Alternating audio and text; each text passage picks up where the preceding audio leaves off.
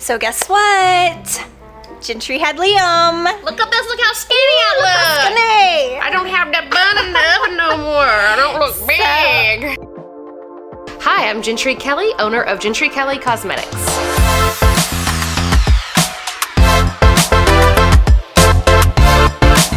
Hi, I'm Bri Collins and I own BCRN Aesthetics.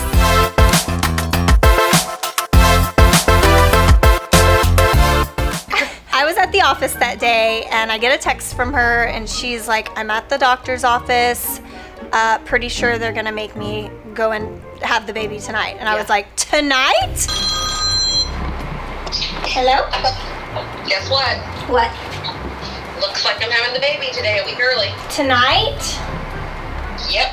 I went in for the last appointment of the day today at the doctor's office, and they tested protein or high amounts of protein in my urine, and my blood pressure is like sky high, so they're sending me over to the hospital. Oh my gosh. It was supposed to just be my 38-week checkup. So Sunny had taken me up there. Sean had to work that day. Of course, Sean has gone to every doctor appointment with me, except for the 38-week checkup. Yes, and of course, Sean did not come to this appointment because we were not expecting this. I was just gonna ask if Sean was with you. Oh my gosh. We just called him, he's on his way over, so looks like it might be tonight, but I just ate, so I don't know what we're going to do about that, because they said that I can't have surgery right after I eat, so. Yeah, I think you have to wait like 8 hours. Yeah. Oh my goodness, okay, well. I'll give you a call back whenever, just want to let you know, but I'll give you a call back whenever we go over to the hospital and see what they say. Okay, keep me posted. Okay, bye. Okay, bye. So Sunny and I get in there. My ankles look like elephant feet. I mean, they are, not exaggerating, this big. They were big. And they said, okay, so you're showing signs of preeclampsia. Of course, if there's anything bad that was going to happen, it was going to happen to me during my pregnancy with all of the long list of things. So they tell us, there's protein in my urine with the swelling, and my blood pressure is like 180 over something bad. Oh, just 180. I don't know anything. That's high. She kept giving me blood pressure readings up here, and everything was fine up until that date. Everything was reading normal. She had some high blood pressure and some signs and symptoms that the doctor was like, we're not taking any more risk. Like, you're having this baby. So we had to call Sean and say, listen, you should probably leave work and meet us over here. So about an hour later, he gets there, and sure enough, the doctor on call was like, you are having your C-section tonight. But she had eaten at 2 p.m. Oh, that's right. So I'd eaten a hot dog. This was like 5, 6 o'clock. She had eaten a hot dog. I don't know why she had high blood pressure. Whataburger and hot dog. She'd eaten a hot dog, so they cannot, perform surgery when you've had food in your stomach for within 8 hours. Within 8 hours. So they made her wait till like 10 or 11 o'clock that night, and then took her back for surgery. So they take me back there and they give me the epidural, and I will tell you, the things I've been most stressed out about is vaginal birth, the epidural, and the which is why I opted for a C-section. I did not want to be pushing anything out of my lady parts. His heart rate dropped. I found this out later. So his heart rate dropped, and all of a sudden I felt like the anxiety in the room to get him out quickly. I couldn't really figure out exactly what was going on, but the doctor just jumped on a stool and said, you're gonna feel some pressure under your ribs, and she pushed, and poop, he plops out. So of course they bring him around the table. By this time, Sean's inside the room. Again, I'm not feeling feelings because I'm on pain pills, and they bring him over, and he's like this little blue marshmallow, which I had prepared for. I knew he was gonna be blue when he came out. But they were like, here's your baby, and they whisked him away. And he was having problems breathing. They say that it's like wimpy white boy syndrome is what they call it. And white males have the worst lung ability, I guess, when they come early. So he was technically 2 weeks premature, which doesn't sound bad. Yeah, but not bad, but still premature. Yeah, so they wrap him up, they clean him up, they wrap him up, they plop him on me. I'm effed up, right? I don't know what up from down, and I'm not crying. I didn't have this like magical moment feeling of bonding with him like everyone told me that I would. So I was really let down, and I wouldn't say it was like postpartum depression that early, but it was definitely hard because I expected to have like this overwhelming feeling of joy, but I feel like the pain pills were like blocking all of these feelings. Plus, they take him away and they put him in the NICU for 2 days. So I only got scheduled sessions with him. I had to hold him after a while, but I really didn't get that full bonding, which now I understand why they have that skin-on-skin contact right away. But, yeah, when they have babies that are born early and they have to take them, for medical reasons, I understand. But it was definitely hard, and it was challenging the first couple of days. Somebody's first car ride. He's already passed out. Need some sunglasses, don't you there, buddy? So one thing about having a newborn is everybody wants to come over and smell him.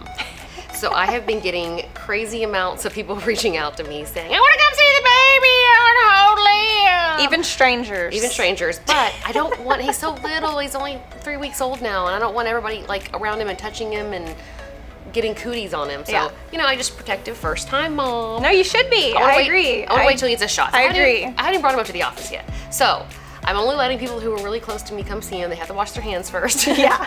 But Bri and Bryan didn't really get to meet Liam at the hospital, so the other day she came over to the house and got to meet him and hold him and feed him and play with him in person. Yeah.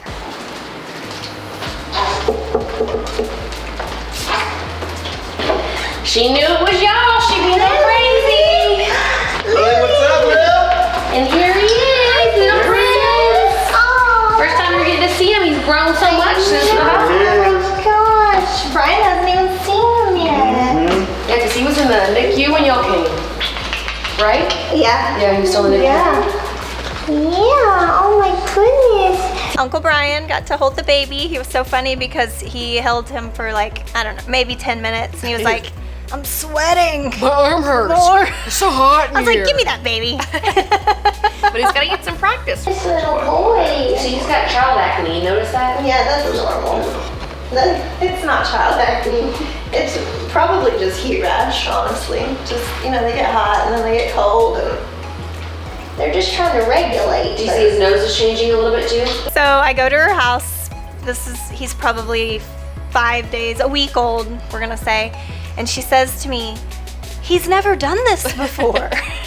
And She's like, you're gonna say I'm like, that 15 more times today. he's 5 days old and he's gonna change What was I talking about? 75,000 times. Was it about his poop or something? I don't know. He had done something like, and you're like, he's never done this before. I was like, he's 5 days old. Well, one thing about when he was really young, he was very consistent because the NICU keeps them on a schedule. Everything is also always really, really consistent, like with his feedings and his burpings and his diaper changings. But I think it was maybe when he hadn't pooped in 2 or 3 diapers and I was getting nervous he was constipated. Maybe, I don't know. You end up obsessing about your child's poop. But you know how new moms are. They're the most fun to watch. I'm learning. Yeah, listen, I had never changed a You're doing diaper. so good. I don't know about changed so the good, diaper. But I had to have some help because after Sunny left and went back to Louisiana, her and her girls were great help when they were here. But after they left and Sean and I had 2 sleepless nights, hell no, we hired a night nurse. He's a chip. Flashlight. I've never even seen him crying. Sorry. You made him an alien baby. So scary. Look at Lily. She's like, what about me? Lily, have Lily you had the paw gotten print. to do this yet?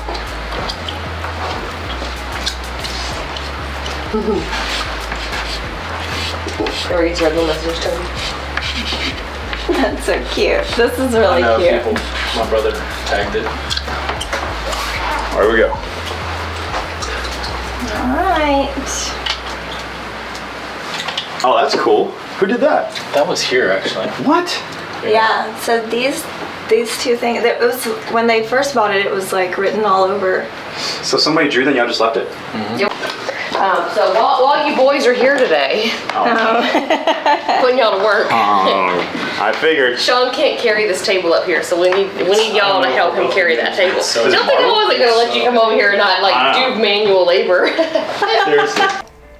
So I don't know why Brian Collins has not learned by now, but anytime that he comes to my office or comes to my house, I'm gonna give him some manual labor to do.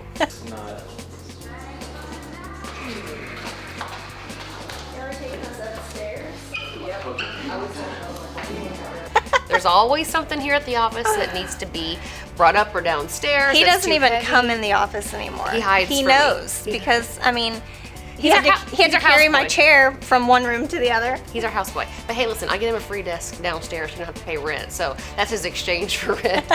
So he always says, well, I paid my rent today. Helped you hang the light on the wall. He's such a good handyman. He is. But that's one thing I always kid around with Sean about. Brian and Sean are like obsessive compulsive worker-outer people. Worker-outer. Yeah, they have to use those muscles. You got to put them to use for something. Yeah. So as soon as they come over, I had a table, a really heavy cement table that Sean was going to try to turn upside down and carry up the stairs himself. No, so Brian helped him. But even the two of them together were like, it was heavy. They were on the struggle bus. I'm like, oh God, the table's probably 45 pounds. Get over it. How are you doing? That was bad. Look, you're doing leg raises. So I'm getting closer and closer to finishing school. I've got 2 weeks left in this class. This class really has, y'all, nothing could be harder than this class. I'm really looking forward to her not being an asshole again. Oh man, I apologize. It has been rough. But after this class, I've got 6 classes left, and then I have to do clinicals. So when I do clinicals, I have to go to different hospitals or different doctor's offices and follow, find a preceptor. It's like you're going to be like in ICU again. Yeah, it's going to be like your hospice days again. Basically, I'm going to have to learn how to do like pap smears and prostate exams. Diapers? Are there any diapers in that? Can't wait. Can you practice on Liam? Liam, can I give you a prostate exam? Look at his face. Do they have little prostates? Listen, you're asking me, I don't know shit about babies. I just have I assume baby prostates. Like, I get to stick my finger up some old man's butt. It's gonna be awesome. Like, that's when I would quit nursing. Can't wait. It takes a special someone to finger somebody else's butthole that's, that you're not in a relationship with. So, not really looking forward to that part, but I'm looking forward to being done and learning what I need to learn. So it is exciting, and I'm... That's a lie. You're not excited about fingering buttholes and vaginas. No, I'm not excited about that. What you gotta do to get that degree. That's just right. in case. That's right. The state of Texas tries to tell you gotta be an NP. Yeah, Staying just ahead of in the case. game. Staying ahead of the game. You just don't know. It doesn't hurt to further educate yourself. If I So had time, on that subject, so in the state of Florida, you do have to be an NP or higher to inject at all. Like, you cannot be a registered nurse or anything other than an NP, PA, or MD. So that is not the law in Texas, but that there's no one to say that could not become the law in Texas one day. So that's why it could take them 6 months to decide on it. yeah, and they to go could into just effect. decide, and it's not 2 years of school. Yeah, so this is something that is not just something that I'm interested in, but also something that is life-changing if it was to go into effect. So yeah, something that you really have to do to keep your business going and just to be safe. yeah. So I don't know if Chris is constantly looking for things in the parking lot or it's just coincidental, but Chris found not her first, but her second condom in the parking lot right next to Amber's car. Yesterday, I came outside to come to my car and I found a little treat right over here, as you can see. Just Pretty full.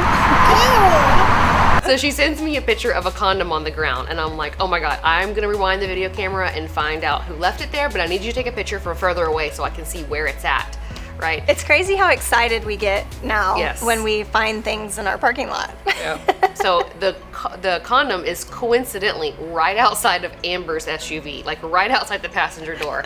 And I'm like, Amber, did you have a nooner? Chris takes a picture from further back. I find out exactly where it is. I rewind the camera, and 2 days prior, so it had been melting out there in the sun, I see a Mustang pull up. I think it was like around 10 p.m. Yeah. They were literally in our parking lot for 8 minutes. Which means that it probably took like 4 minutes. Somebody's quick, somebody's quick. But you could see them with their light on inside the car. It looked like she was taking, I think a female was driving. And I'm not gonna say why I thought the female was driving, but I'm pretty confident it was a female. Her 18-point turn to get out of the parking lot. But anyway, I can see what looks down. She's pulling down her panties inside of the car. Then the light goes off and it was not, but I think like maybe 5 or 6 minutes later, Yeah. I see her roll down the window and throw the condom out the window right where Amber's car was parked the next day. Like, first of all, we're With the floodlight. assuming With the we're floodlight. assuming that this is probably teenagers, because We're going to the iPic, Mom. Hey, listen, I did but it. who throws a condom out the window? I did it. I did it. Mine was like at a ditch, which is way classier. Not behind a building, but at a ditch. And we got caught by the cops. Bad. But anyway, so we get it, like we know, but kids do and they don't think. But there's a trash can right there. Throw in the trash can, not on my parking lot, because we gotta pick that up. So. Yeah. You're lucky we don't have your license plate, because we would have blasted it all over this video. We were like, well, we should probably pick this up. So Chris, Poor thing. God love Chris, she double gloved. I double gloved it. she put on 2 gloves. And she picked it up and threw it in the dumpster for us. It's pretty full. Not only do I do everything here, but I do everything here. Her second one to do so. Yeah, second one. Go, Chris. Next time on Blush and Needle. I feel wet on my leg. I look down and there is breast milk everywhere. I just want to say one thing, like nothing irritates me more than when people are rude to our staff. Sitting there watching him with his butt up in the air like, please, Lord, baby Jesus, do not shit on her fancy white fabric. It's been minutes since she poured acid on my face and no one's told me how pretty I look yet. Somebody tell me I'm pretty. So pretty.